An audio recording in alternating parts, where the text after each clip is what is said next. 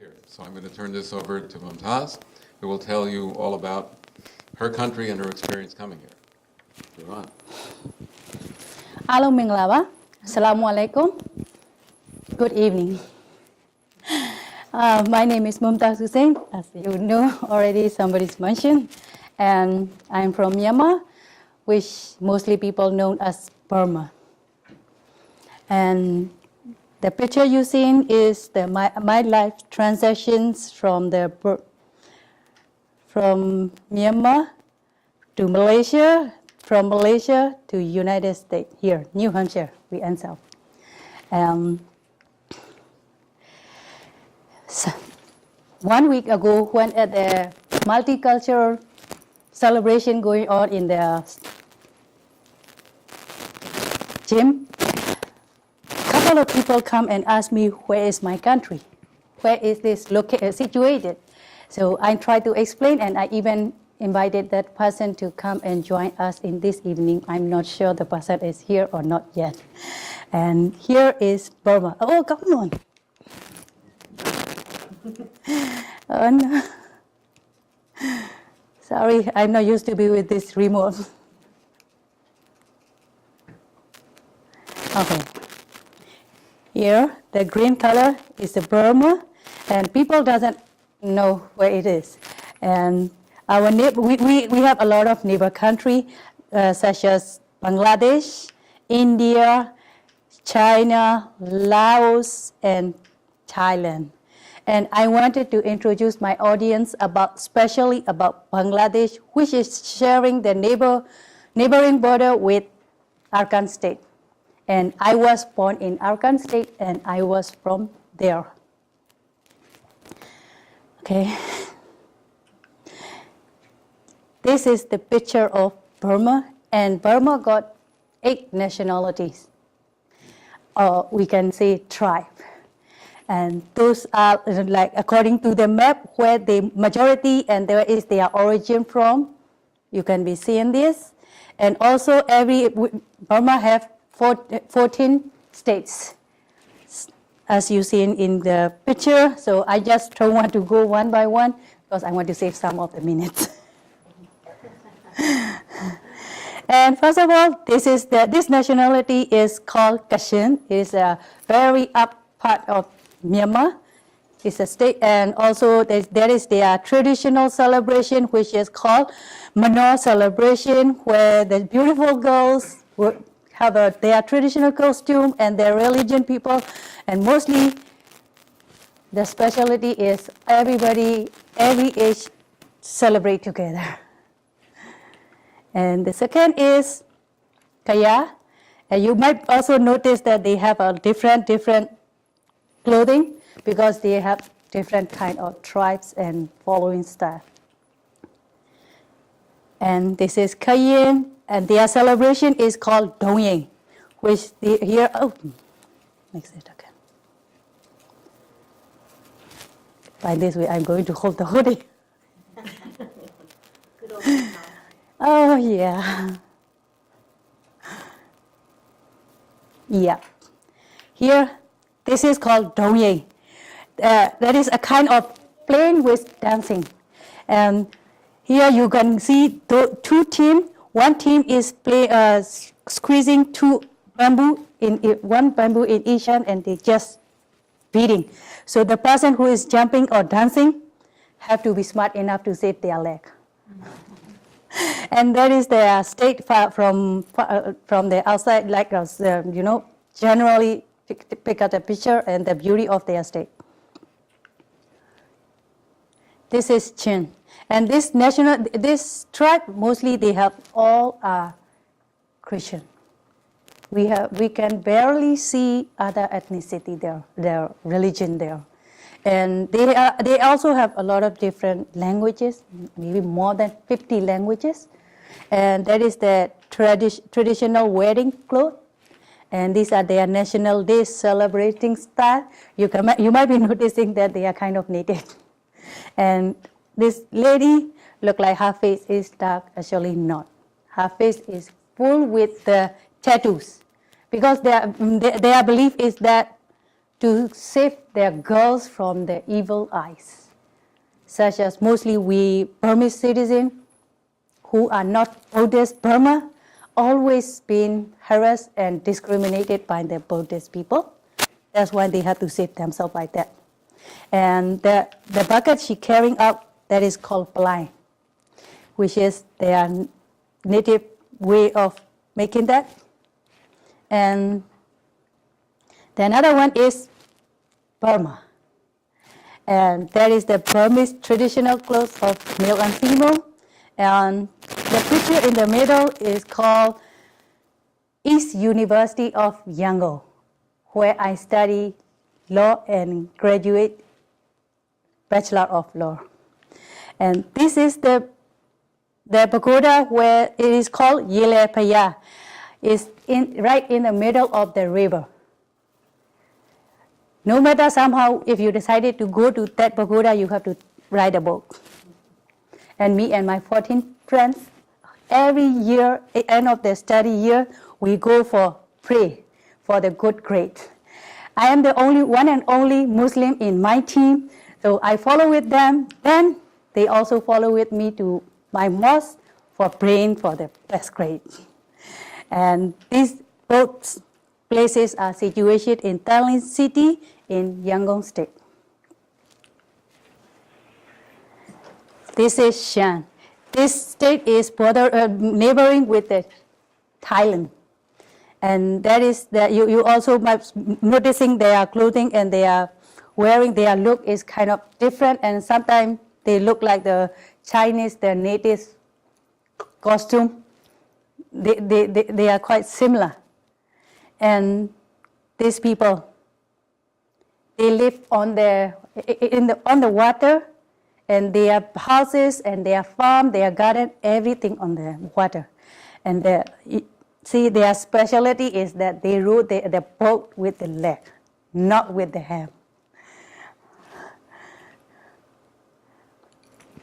This is Mon nationality, and the picture in here is called pagoda, Chaitio pagoda. Nowadays they directly call interpreted to Paya, where Burmese called Paya. Before this, the British and the English pronunciation they call pagoda, but nowadays they just directly call Chaitio Paya. It is situated right on the very high mountain top, and this is their national spot.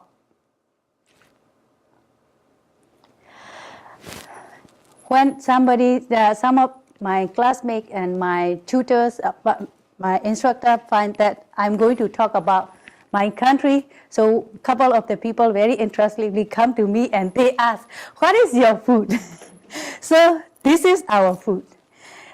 The plate here is called lepato. You can see the pepper, onion, and this is the tea leaf, the pickled tea leaf. And this is the dried shrimp and the other fried beans, several kind of beans. Those ate together, and no matter some of, like you go any time of the day or evening, they can serve you with this. And this is another known traditional food which is called mohinga. This is the noodle made out of rice. And it has also its own specialty. You can never find that food in other countries. This one, I find out when I was in Malaysia, we have similarity. This is in Malaysia also we got. This is called moloyewa, and this is mohinga. And there is some of the snacks we can find, and this is the fruit salad, which made out of fresh fruit. Before I left Myanmar, I never knew that fruit can be in the tea. When I find out, I feel kind of weird. They are not fresh. How people eat? I don't know. But every day we can find as an afternoon snacks or study snacks. It's a good thing because mostly those are sour. You can see the lime. What is called lemon. This is called plum. It's really sour, and some of the thing I don't know in English name. And this is mango. This is the traditional dinner or lunch table of Burma. They have a lot of stuff to put on the table, and we used to be with those things. And our main two meals are rice. And this is my favorite snack, which name is in Burma is called molemia. It means that snacks couple, because it is made out of rice, and on the top they put their quail eggs, and then they make it in couple. That's why we call snack couple. Okay, can anybody guess what is this? This is called mosque, where we Muslim people go and worship.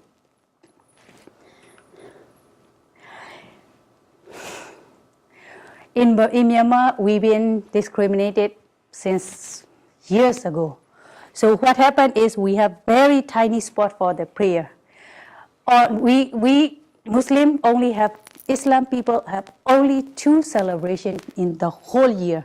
One is after the whole month of fasting in Ramadan, and the next day is we call New Year. This is that New Year prayer. So all the female, male, kids, everyone go to the mosque. So we are running out of spot. So everybody, what happened is mostly we close their road and pray at the roadside, even though we have to run for 3 times.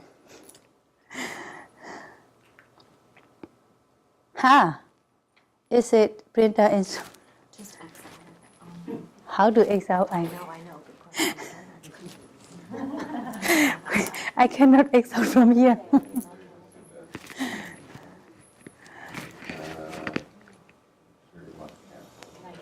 Sorry for the disturbance. Okay.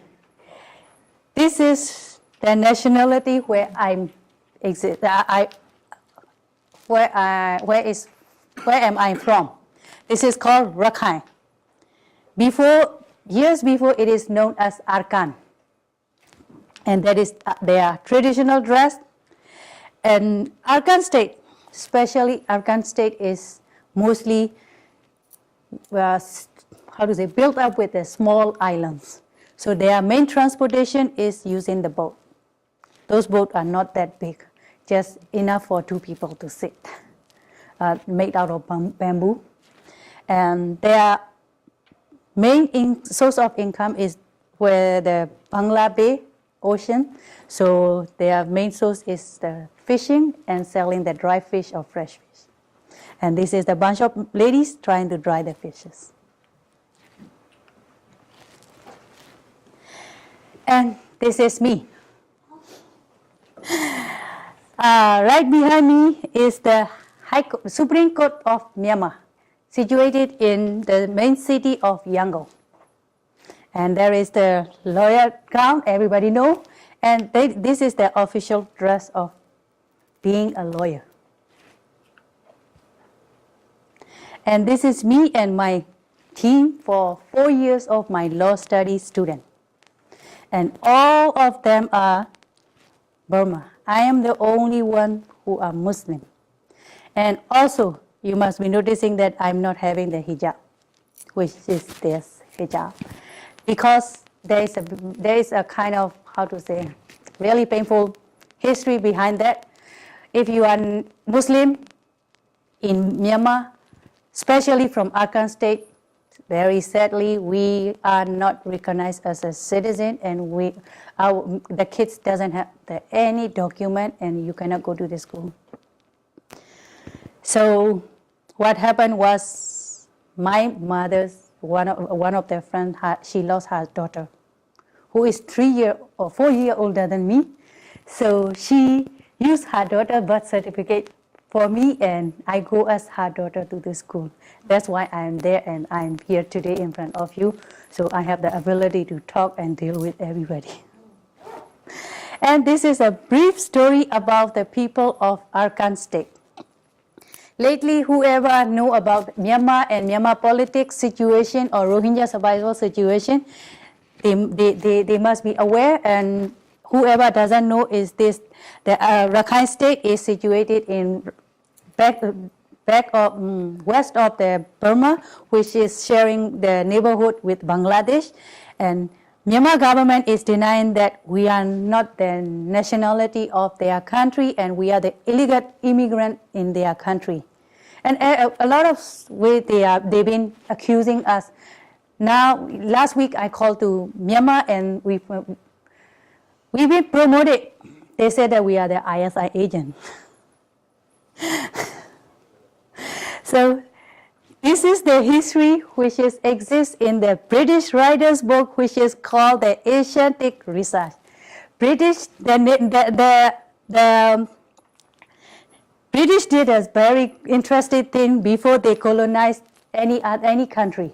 They sent someone to observe or do survey on such country, and in his book, the Asiatic Research, he been mentioned that we Arkanese people, Rohingya, exist since 8 centuries.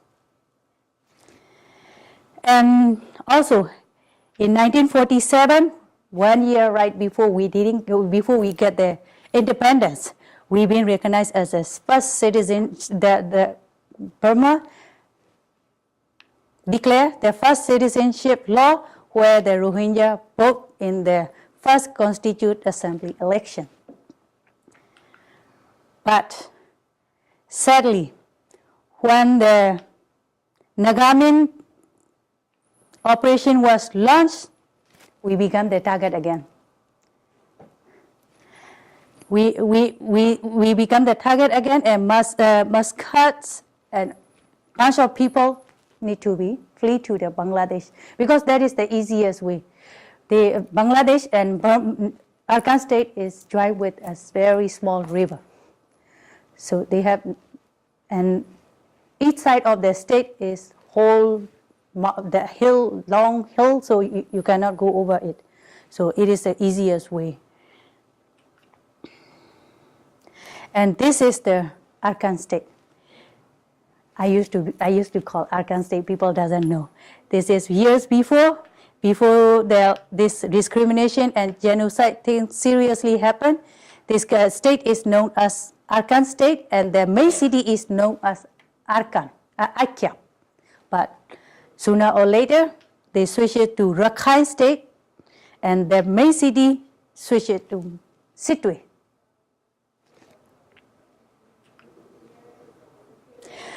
This is our father of independence, his name is Bojok Aung San in Burma. We call General Aung San. This is some of his victory on British colonized and Japanese colonized in 1948. January 4th, we got the independence, and U Shwe Tai is the first person who raised up our country flags. And this is the General Aung San with his 3 kids and family. And we as a national people, we always support our father of independence. Also, we all stood together, hope and down a new era in Myanmar. We all stood by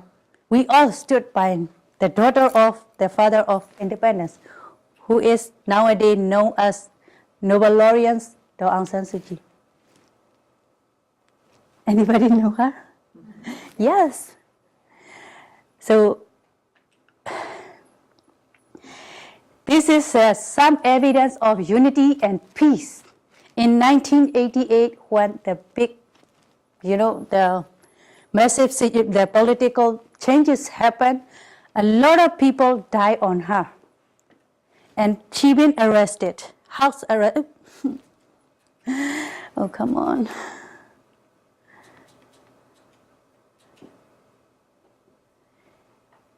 She been house arrested from 1988 until more than 18 years. She been house arrested.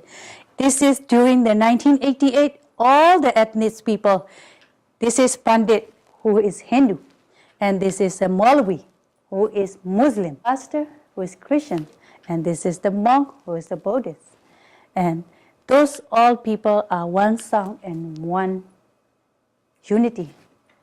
But in 1988, somehow they failed. So this time they're going to do a new thing. All stood up for the freedom of Burma against the old regime when the martial law, the military government took over in 1988.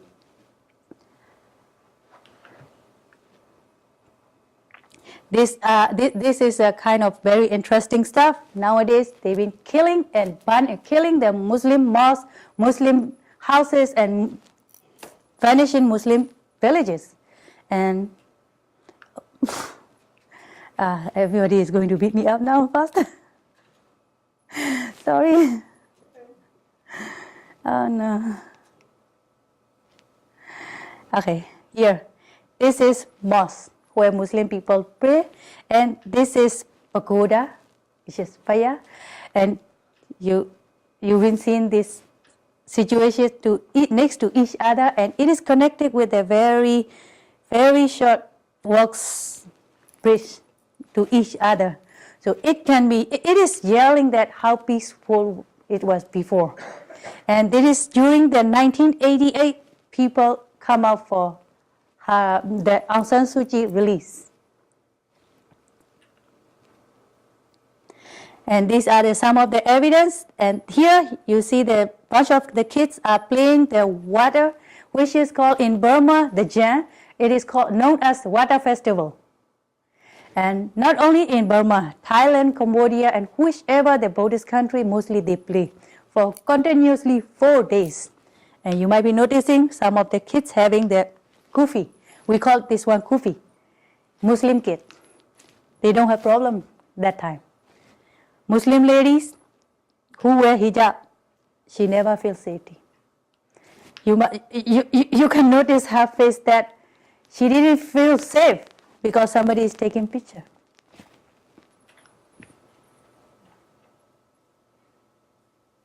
Are you calm? Mommy. One more. This is the existing government since 2008 or 10. The agenda start the genocide agenda. Before that, also whispers discrimination was exists among Muslim people for the Muslim. And after this 2011, still 1.1 million Rohingya Muslims are still in the state. Whoever left in the state, they've been facing a lot of discrimination and some others. And mostly they do it.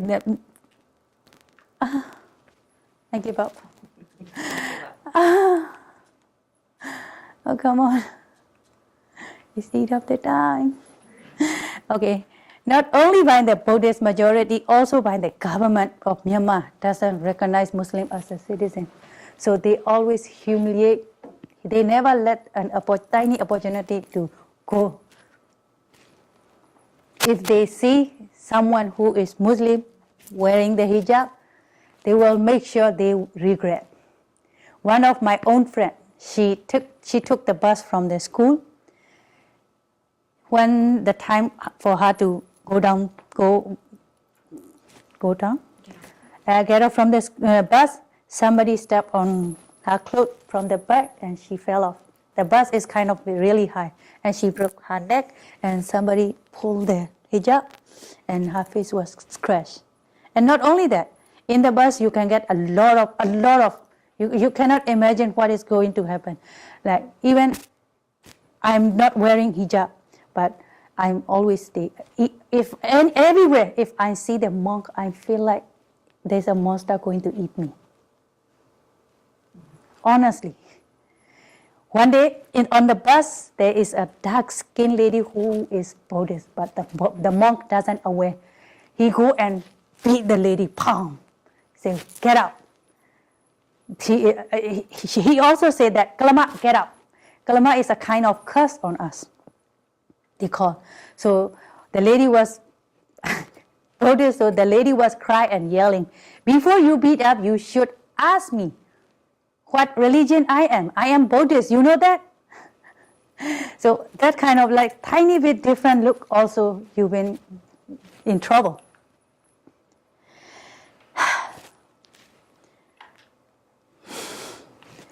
people mostly know Buddhist is the very, very, very peaceful religion. I didn't make these slices. I just gathered from the internet. You can see this. Even in Time magazine, Buddhist monk is declared as a terrorist. And Buddhist terror, it is called Ko Chao Po 969.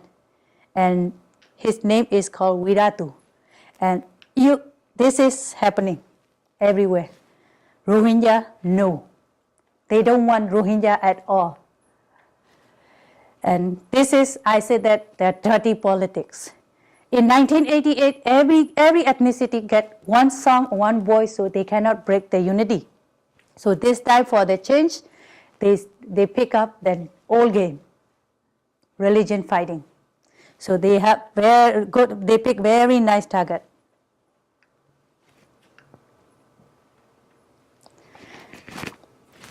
Nobody can imagine before you see this thing that Buddhist monk can do this thing. And this is not a makeup photo. This is a really live took picture.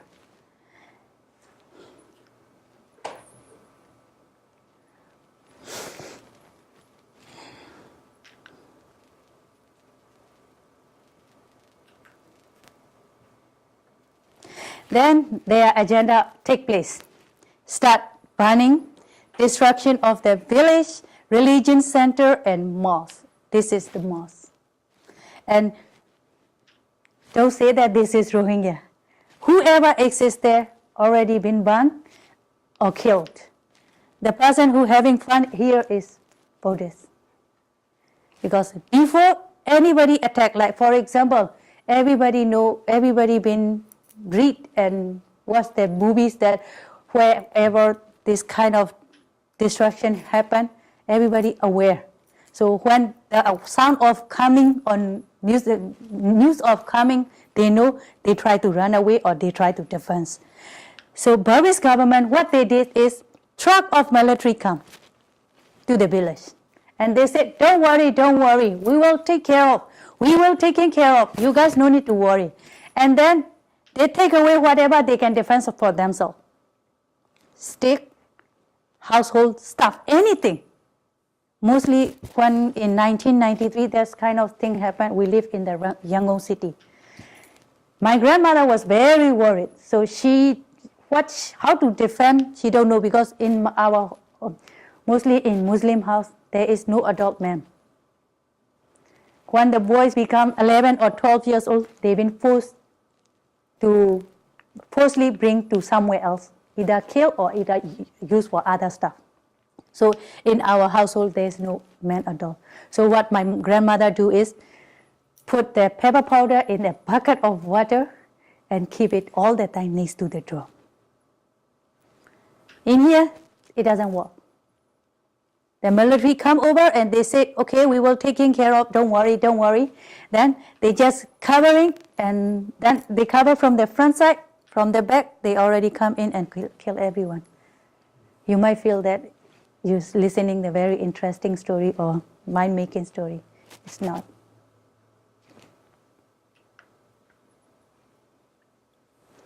This is not the making picture. People being killed like the parasite and throw more worse than the trash. Dead bodies. You have to leave. If you see on the roadside, you will be in this situation because this is adult. If the kids, they can be cut it in pieces. If the girl, they rape very badly and do some other stuff. And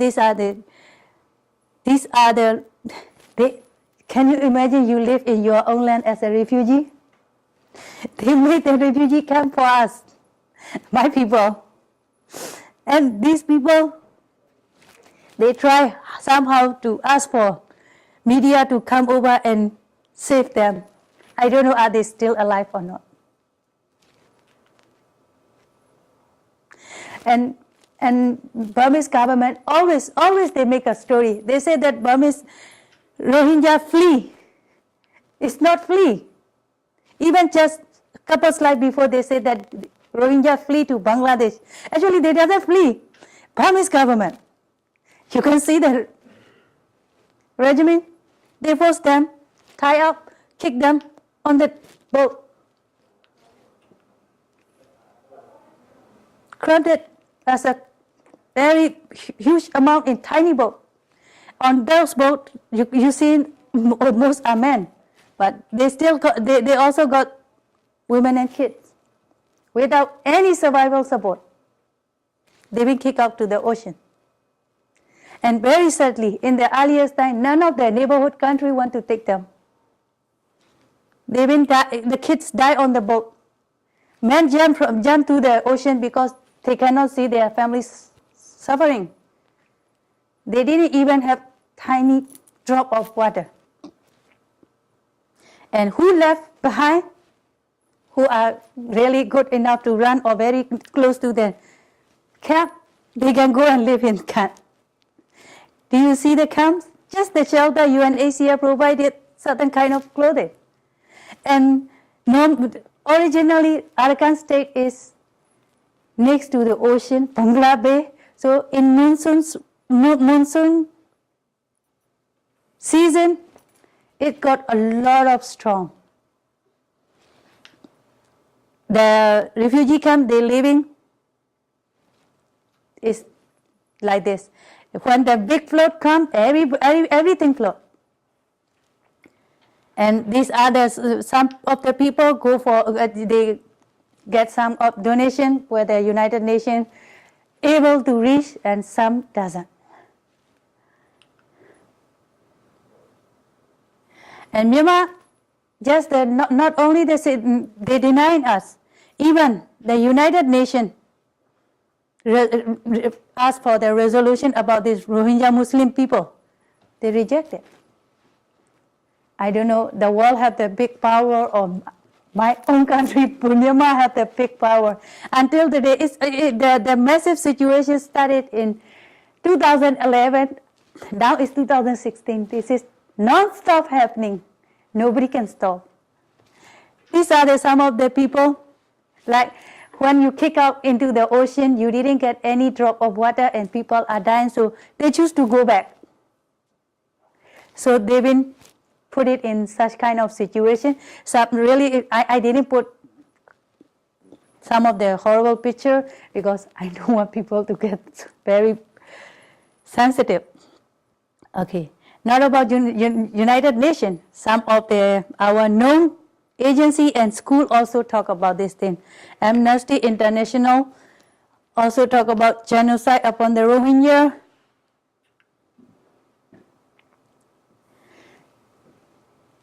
Authorities fail to address rising religious intolerance. And also is from, one more thing, Human Rights Watch. They also voice out for us. But I still don't understand who have the more power. In April 2013, the Human Rights Watch reported this: ethnicity cleansing of Rohingya Muslim, unpunished crime against humanity, humanitarian crisis in Arakan.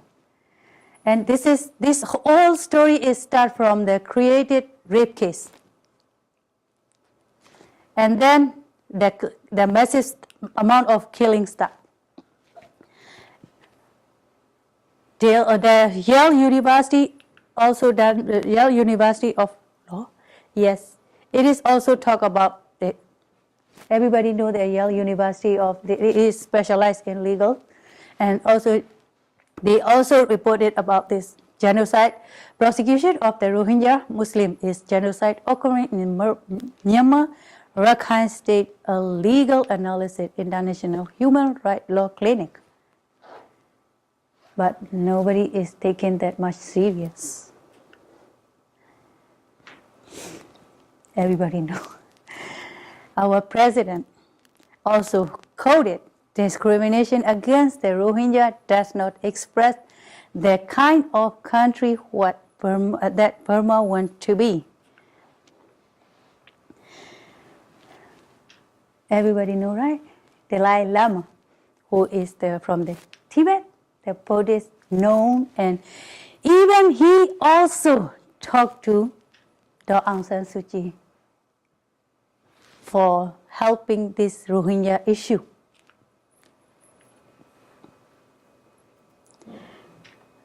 Before this, she was an accessible champion of Myanmar's powerless.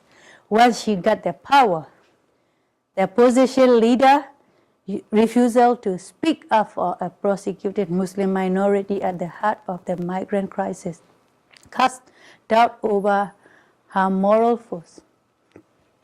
Before this, we always hoping that if she been released and she win the election, this silence, discrimination, or somehow this happening, it will be stopped, but not. Once she get into the power, she's not doing anything. And this is the quote the Dalai Lama quoted on the report. Talk about she must voice her the position of persecution in since 2012.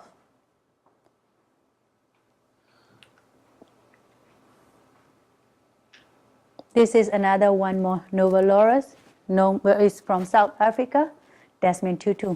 He also talked about the genocide in Newsweek magazine, May 29, 2015.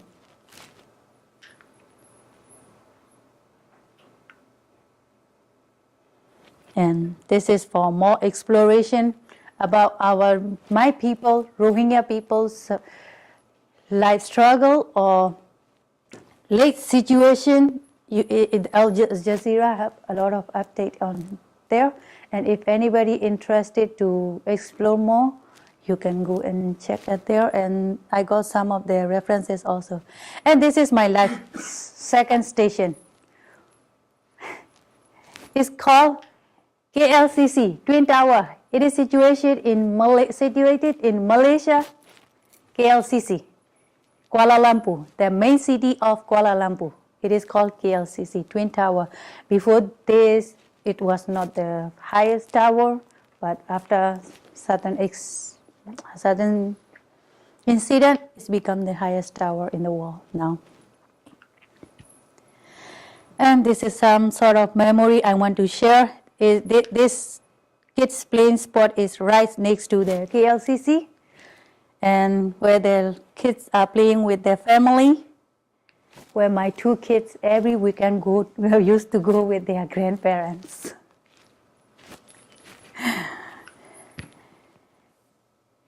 And this is the New Year celebration in Malaysia, where we also go and join. They have no problem with that, but sadly, even though they are same religion with us, they don't want to accept us. We still orphan and homeless.